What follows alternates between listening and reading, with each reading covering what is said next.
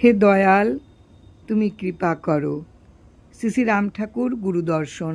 12 বৎসর বয়সে গৃহত্যাগ করে সন্ন্যাসীদের সঙ্গে নানা স্থানে ঘুরে বেড়ান।